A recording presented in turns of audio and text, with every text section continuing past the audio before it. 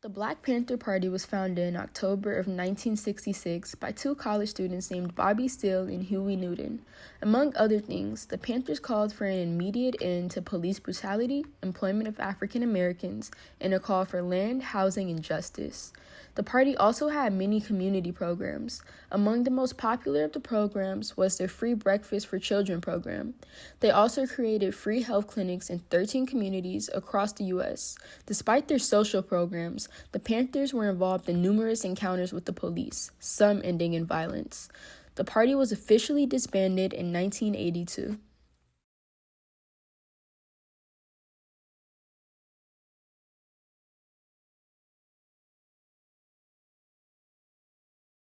How did you feel about the Rodney King riots when it was happening? Dr. King has a quote that basically says that riots are the voice of the unheard. You're not listening, you're not paying attention. And out of desperation, people attack.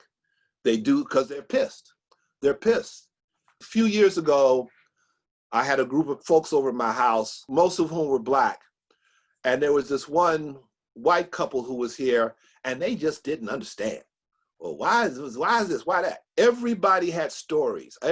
Just about any Black person, especially anybody my age, but they have encounters. I remember stopping on the freeway downtown. I saw a guy with a flat tire, and he was obviously having trouble, so I pulled over to help him. A Korean gentleman, didn't speak a lot of English, but I spent 2.5 years in Korea. I understand broken Korean English. So I'm trying to help him out. My jack didn't fit, he didn't have a jack, and it was a tow truck, so I gave him $20 because he said that tow truck driver would take him for $20, and he didn't have any cash. He gave me this business card, said, come to my shop, I'll reimburse you. Just as I'm about to go away, the highway patrol pulls up. Okay, great. They have this new program. So I walk over to tell him what's going on. He grabs his gun. And I'm like, okay, I think I'll stop moving. And he was, the rest of the time, he was rude with me. But at one point, when I explained to the Korean gentleman that this officer was going to get him a tow truck, he gives me back my $20. The officer grabs his gun again. He says, what? You're trying to charge this guy? And even if I was, which I wasn't obviously, even if I was, why would you need to grab your gun? And this kind of stuff is the norm. All right, it's just again and again and again. I mean, you've seen them. There are shirts that have the names of the folks who have been killed. I can't remember all the names. All right, I can't remember all the names. And that's just in the last 10 years. Part of it is frustrating, but part of it is also what you all are doing, asking these questions, that makes me hopeful. The question is, how has your art of storytelling impacted social change? Yeah. Story is how we learn about things. We learn about each other. Story is how we learn about ourselves. I work in prisons. I work in, as you know, I've worked in a dozen prisons since 2014, teaching my story creation workshop, teaching these guys how to find, develop, and tell their stories. Storytelling is how we communicate. So let's say, here we are, let's say we're 6 people and we're talking about something, and I'm the new person. You don't know much about me, but I tell a story. I tell you a story about something. I tell you a story about my mom and how much she means to me. I tell you a story about something that happened to me in school. I tell you a story about a friend. That gives you insight into who I am. And that's the power of the story.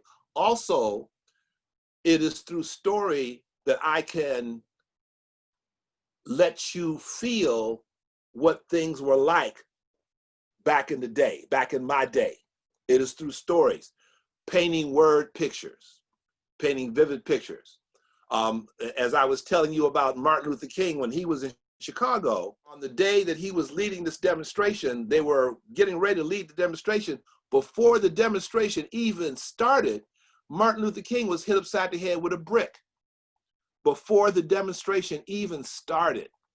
And it's when you hear about these things, especially things that you don't know about, things that aren't in the news, that gives you insight, that gives you material, gives you fodder to base your approach to life and to learning.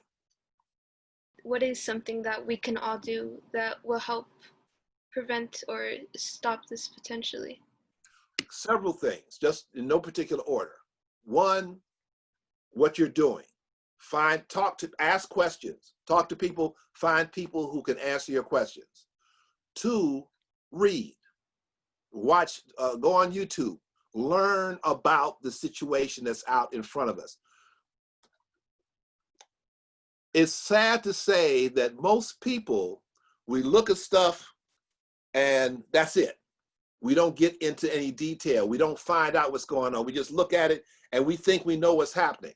Well, find out. Ask questions, read something, go to a meeting, go to a movie. Nowadays with technology, one of the advantages of technology, Facebook, Instagram, YouTube, you want to find out something, there's somebody out there talking about it. So find out things and share what you learn with others. Well, much success.